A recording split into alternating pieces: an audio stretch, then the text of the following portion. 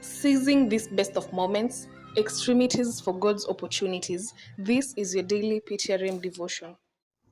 That I may know him, January 16th.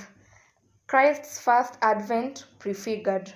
By faith, Moses, when he was come to years, refused to be called the son of Pharaoh's daughter, choosing rather to suffer affliction with the people of God than to enjoy the pleasures of sin for a season. Hebrews 11:24 and 25.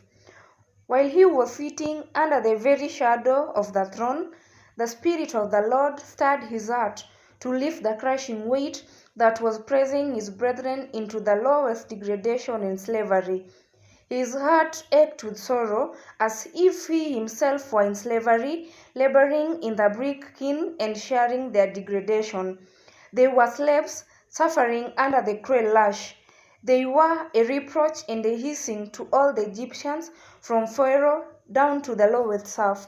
But the Lord had singled out Moses as the one to deliver the oppressed race, and by 40 years of exile under the discipline of God, he was prepared for the work.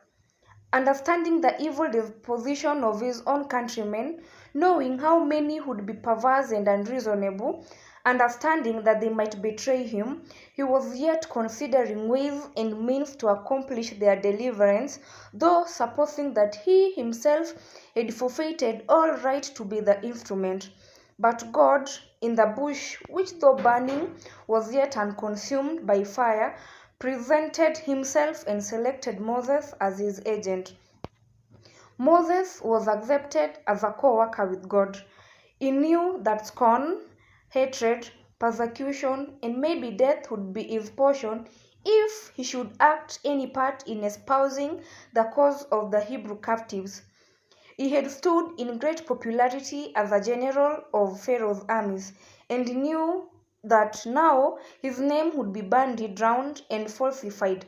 But he esteemed the reproach of Christ greater riches than the treasures in Egypt. Hebrews 11:26. He laid down the prospect of a kingly crown and took up the burdens of his oppressed and afflicted people. Moses was chosen of God to break the yoke of bondage upon the children of Israel, and in his work he prefigured Christ's first advent to break Satan's power over the human family and deliver those who were made captives by